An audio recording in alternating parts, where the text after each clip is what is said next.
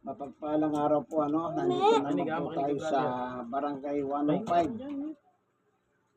sa loob ng tahanan ni Sister ni Brother Hachi, Sister Kim, at Anak, saka makinig ka kay itong brother, tatlong anak na Kanina bawal panay kayo panood ng kababaihan. ano. Panay kayo panood ng Jesus tapos di kayo. Ang buhay natin po ay laging nakasalig sa Biblia.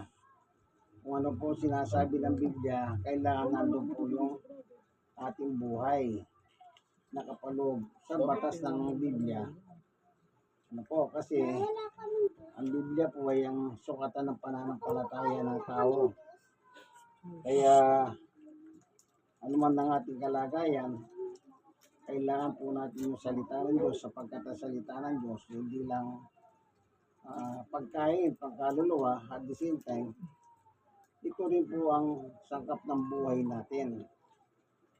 Sapagkat sabi ng Panginoong Yesus, kung babasahin natin yung Mateo 4:4, na ang tao hindi lang sa pagkain nabubuhay, sabi niya, kundi sa salita ng Diyos. So para mabuhay ka sa salita ng Diyos, kailangan po talaga yung salita ng Diyos. Yung pagdalaw, pagbahagi, okay po yan. Yan po ay ang tawag dyan, spiritual nourishment. Sometimes pag sa pagdalaw mo, na nang nabahagi na mo sila ng salita ng Diyos, ay malaking bagay po sa buhay ng tao yan. Kaya bago tayo papalawat sa pag-aaral, tayo muna yung mananalangin. Panginoong Diyos, aming Ama, minsan pa, tulungan kami sa aming pag-aaral ng iyong salita. Sa Biblia, buksan ang puso at isip ng mga nakikinig at manunod ng video ito. Salamat po sa pangalan ng aming Panginoong Yesus. Amen. Ang tao po, dalawa yung sangkap ng kanyang katawan. Meron siyang katawan physical, meron siyang katawan panluhod. Ito po yung sinasabi ni Juan. Okay, dito po sa ikalawang ay tatlong 1. Anong nakalagay dito?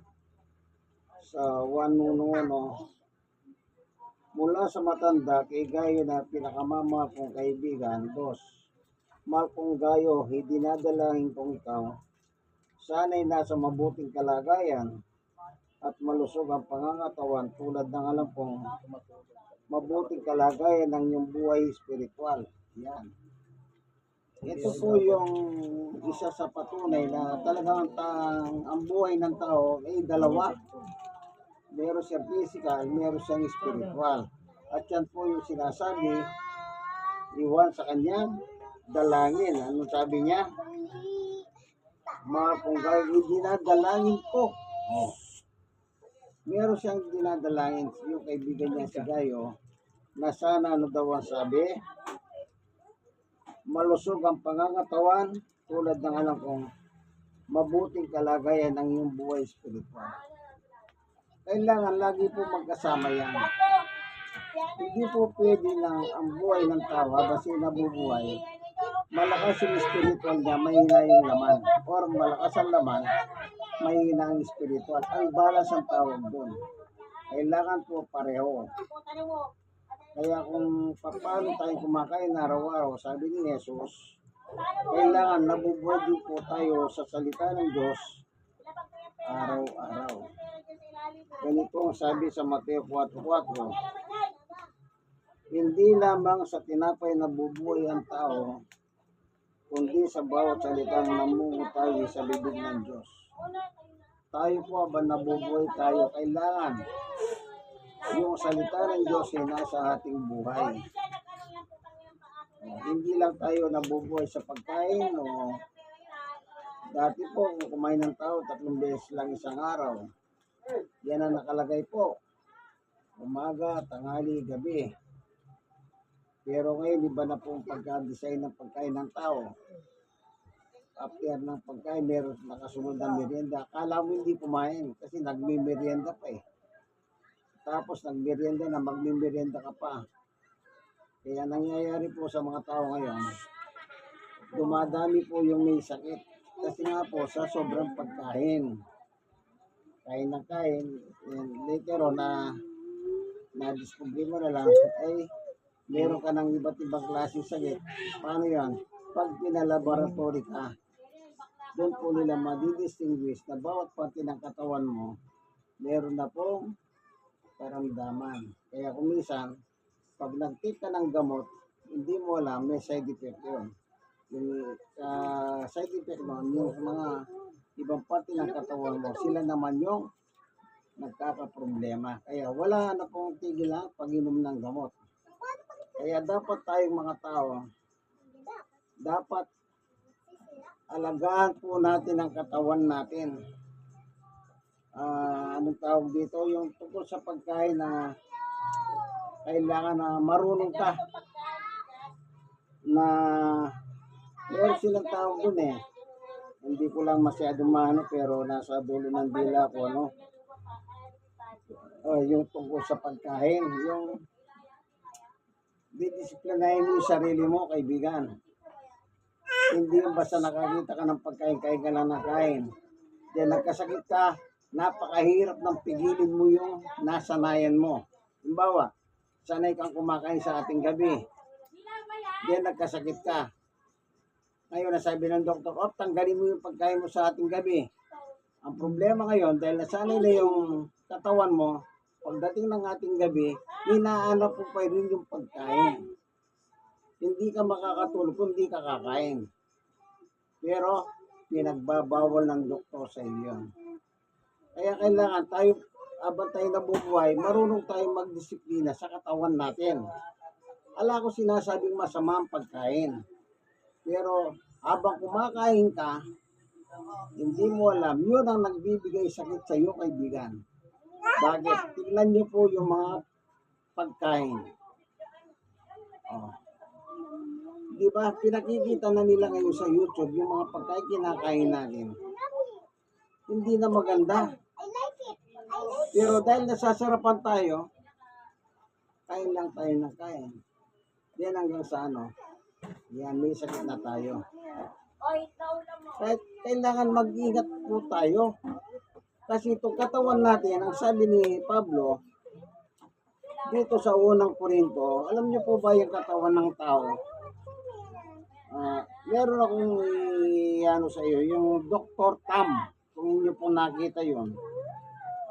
Yun ang sabi niya, yung mga hayop, ang ganda ng libingan nila. Bakit po nasabi ni Dr. Tam na yung hayop, ang ganda ng libingan nila? Ang libingan po tinutukoy niya, yung sikmura natin. Pag kumain ka ng manok, kumain ka ng baboy, kumain ka ng baka, ang libingan, yung tiyan natin. Bagamat sa study, meron tayong nakukuha mga protina dyan. Pero hindi natin alam, yung buong katawan po natin, sometimes, hindi niya gusto yan, magkakaroon tayo ng sakit. Kaya may mga doktor, ano sabi nila, kailangan tikim-tikim lang. Yung iba. Naalala niyo yung mga vlogger? Nagdabatay sila. Yung isang vlogger, alam niyo po ba? Bago pa lang siya kumani sa pagbablog niya, nakasweldo siyang 20,000 yata. Ginamo siya. Ang sabi ng umamon, bibigyan kitang 20,000, ubusin mo yung manok. Niluto niyang lechon, manok. Kinain niya lahat. Wala siya tinapon. Yun ang kinamatay niya. Yung mga buto ng manok, alam niyo po yung diretsong buto ng manok na ganyan? Kung kumakain ka ng manok, tingnan niyo, may mga diretsong buto na ganyan. Kahit po yung ayop, kahit aso pa, pag nakakain yung delikado. Bakit? Hindi natutunaw po yun. Pag kinain mong diretso yun, kailangan tayo mo rin ng ganon. So, anong nangyari sa vlogger? Bumara po sa bitukan niya. Minsan pa lang sumweldo sa pagbablog niya, 20,000. Yung gastos niya sa ospital, may sigit pa. Namatay pa siya. Ngayon, ninanap nila yung tao. Nakita naman nila kung sino yung nag-challenge. Alam niyo ano sabi ng tao? Nagbibiro lang ako eh. Wala na, patay na. Dahil sa kagustuhan, bibigyan siya ng 20,000. Anong ginawa niya? Kinain niya, pinakita niya. Pero patay ka naman. Nakita niyo man kumakain ng yung taba ng baboy, yung ginaganon pa. Balbakwa, yata ang tawag doon. Patay! Dahil lang sa ganon. Kaya dapat po ingatan natin yung katawan natin. Tingnan niyo po sabi ni Pablo. Napakaganda eh. Kumbaga sa property. Property ng Diyos ang katawan na ito. Dito po sa 6:19-20. Hindi ba ninyo alam na ang inyong katawan ay templo ng Espiritu Santo? O ano daw po itong katawan ng tao? Vessel. Lalagyan ng Espiritu Santo. O. Nasa inyo at tinanggap ninyo mula sa Diyos. Ang alin, ang katawan natin. Ang inyong katawan ay hindi talagang inyo, kundi sa Diyos. 20. Binili niya kayo sa malaking alaga, kahit gamitin ninyo ang inyong katawan upang maparangalan ng Diyos. Paano yung sinasabi ko po mga vlogger na namatay na yon? Yung isa pa, ano ba yung kinain niya? Yung buong, yung ulo ng baboy ba? Nasaan ang karangalan ng Diyos diyan? Ang karangalan sa iyo, kaibigan. Nag-vlog ka, gusto mong kumita, kumain ka ng kumain, anong sasabihin natin? Ang galing nito. Siyempre, pag meron ka napahanga, magpapadala sila sa iyo. Umanga sila eh, dahil sa ginawa mo. Pero hindi mo alam, meron bang karangalan ng Diyos doon? Wala. Kasi kung katawan mo, ng pag-aari ng Diyos, hindi mo iningatan, kaibigan. Hindi mo siya iningatan. Kaya ganyan din po sa mga pagkain. Kaya sabi ng doktor, kailangan ganito na lang ang kakainin mo. Nasanay ka sa ganyan, tapos ang sabi ng doktor, ito lang ang kainin mo, paano ka makakakain ng ganito na lang samantalang nasanay yung bituka mo ng ganito? Oh, hindi po ba? Maingay. Kaya mahirap sa kanyang kalagayan, kaibigan. Kaya itong ating katawan, ingatan natin sa lahat ng pagkakataon. Ako lagi kong pinapayo. Halimbawa, nakita mo yung mga kaibigan mo, lasinggero, hindi ko magagawa umiwas ka na lang. Yun ang payo ko sa kanila. Kung wala ka naman, para na umiwas, sabihin mo na lang ang totoo. Na hindi ka na pwedeng uminom, hindi na ako pwedeng magganito. Kasi, sabihin niyo yung totoo. Hindi yung, hindi mo alam. Dahil pinagbigyan mo yung kaibigan, baka yung pang maging dahilan para mamatay ka. Mag-ingat po tayo sa buhay natin dito sa lupa. Ang sabi ni Jesus, hindi lang po tayo nabubuhay sa pagkain.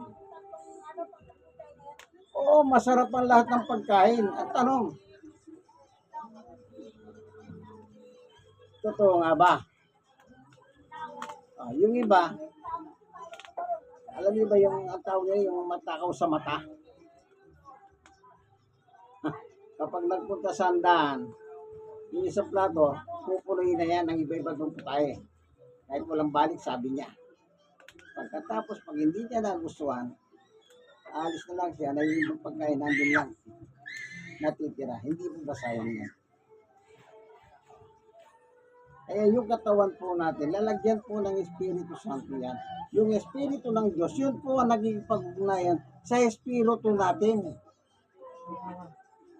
Spirit ang nag-uusap.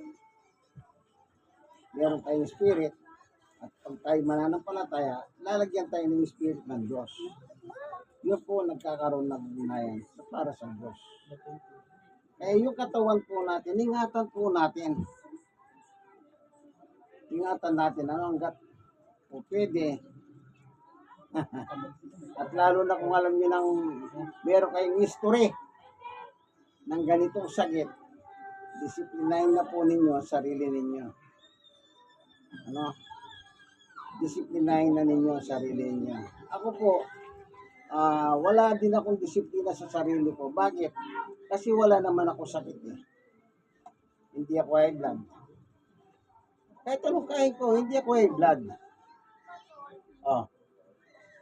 Anong didisiplinahin ko? Wala.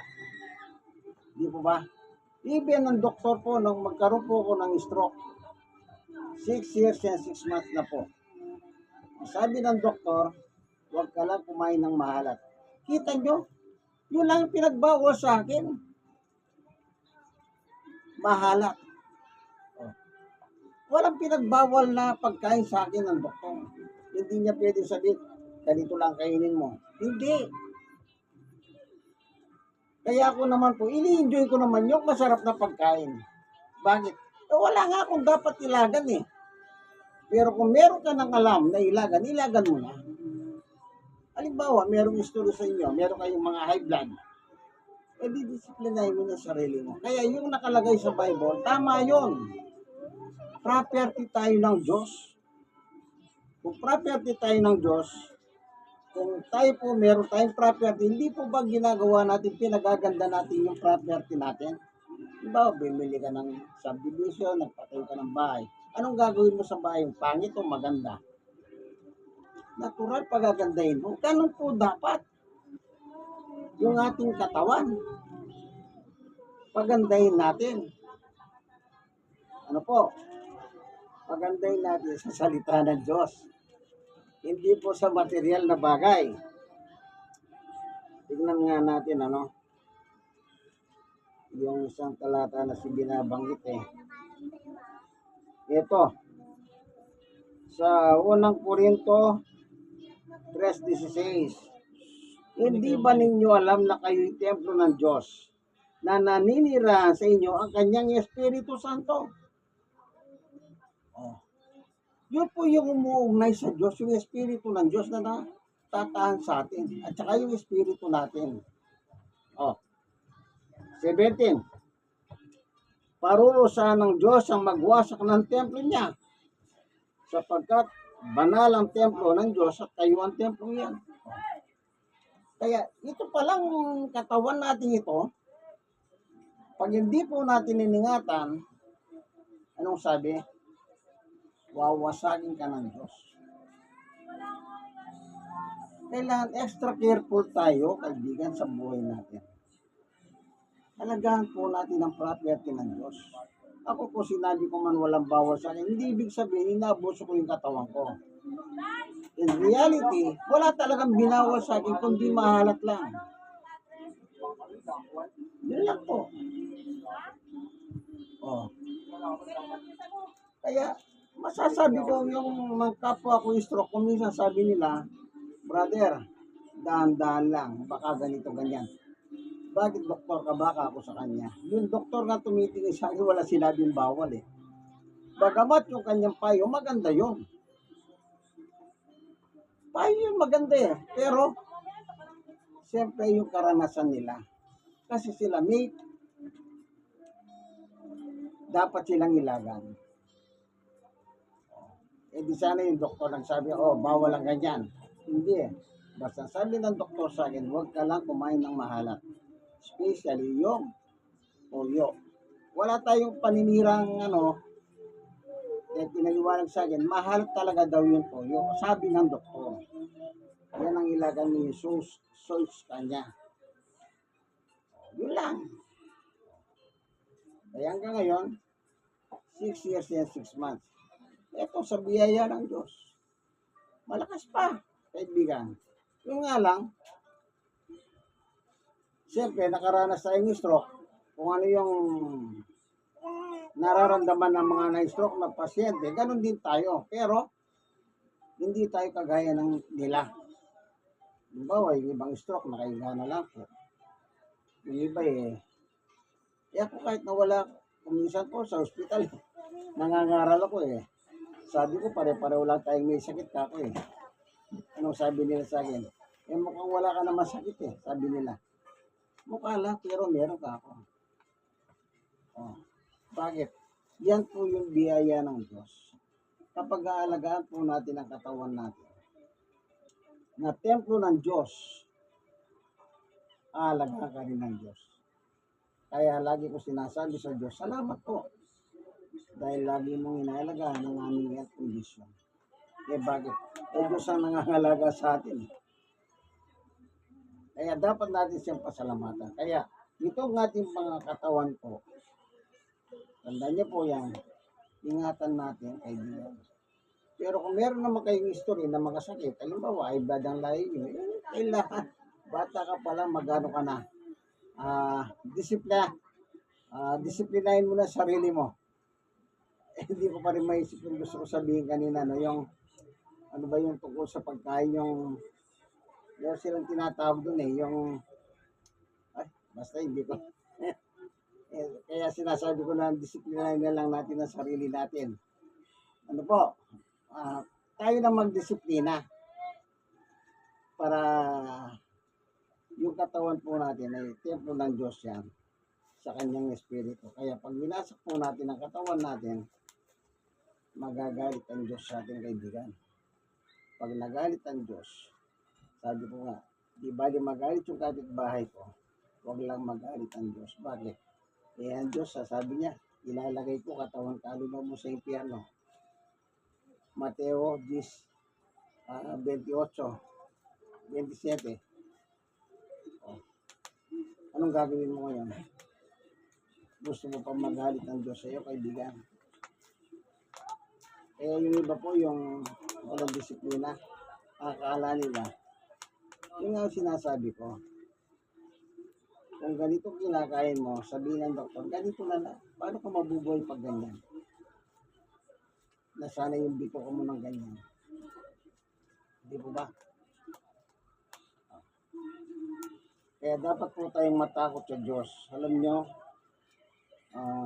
kaya lang tayo makakatupad sa utos ng Diyos pag tayo po ay may takot na sa Diyos. Sabi doon sa mga ngaral, 12:13, isa lang ang masasabi ko, sabi ng mga ngaral ng Diyos, matakot ka sa Diyos at sundin mo kanyang utos, sapagkat ito ang buong katungkulan ng tao. Una doon, matakot. Pangalawa, sumunod. Hindi sinabi sumunod, then matakot, baligtad. Kaya ka lang susunod kasi kami takot ka. Parang nag-aaral ka. Nung alam mong mabagsik yung teacher mo, hindi ba napakabait mo? Bakit? Babagsak eh. Wala kang magagawa pag binagsak ka ng teacher mo. Hindi ba magpapakabait ka? Ganon din po tayo sa Diyos. Magpakabait po tayo sa Diyos. Yung nakalagay sa, ito yung nababasahin ko. Ito, 11:28 pala. 10:28 ng Mateo. Huwag ninyong katakutan ng pumapatay ng katawan, ngunit hindi nakakapatay ng kaluluwa. Sa halip pagkatakutan ninyo ang nakakapatay ng kaluluwa at katawan sa impyerno. Ito po yung Diyos. Kaya kung may takot tayo sa Diyos, anong gagawin natin? Hindi sumunod na lang tayo. Kasi po, kahit anong gawin nyo, kahit anong ikatwiran nyo, pagdating ng araw, wala naman po tayong magagawa talaga. Magsusulit at magsusulit tayo sa Diyos. Tandaan nyo po yan. Wala po tayong takas. Kung dito, makakatakas tayo sa lupa, garantisado sa langit, wala po tayong takas. Bakit? Lahat ng ginawa natin nakatala po sa aklat ng buhay yan. Mabuti man o masama. Kaya sana po meron kayong natutunan Yung sinabi ko, baka sabihin nyo gawin yung dahilan yan. Hindi. Ako, walang binawalang doktor sa akin, kundi mahalat lang. Sige lang. Kaya hanggang ngayon, kahit ano gusto kong kainin, wala. Welcome. Pero pag merong bawal, ayun. Kailan lang, sabi ng doktor sa akin, huwag ka nang masyado sa maasim. Hindi na. Doktor na nagsabi nun eh. Ibig sabihin kasi dati, araw-araw kalamansi. Sabi niya, iwas-iwas na yan. Anong ginawa ko? Paminsan-minsan, meron isang kalamansi, isa na lang. Hindi kagaya ng dati araw-araw. Kasi kailangan din po ng katawan natin at konting asin. Kaibigan. Ang sabi ng doktor, tigil-tigil ka na lang. Di po ba?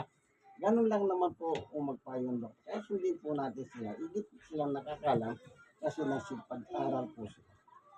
Salamat Panginoong Diyos sa iyong pagtuturo sa amin na yung aming katawan ay templo ng Espiritu mo na dapat naming alagaan. Salamat po sa iyong turo at aral na pinakain mo kami sa amin ng pagkain-pagkaluluwa. Salamat po sa ngalan ni Jesus. Amen. Minsan pa inyong kaibigan kay Jesus, Brother Manny Bautista. Dito po tayo sa Barangay 105, Building 24, kina Brother at Sister King. God bless us po. Bye-bye.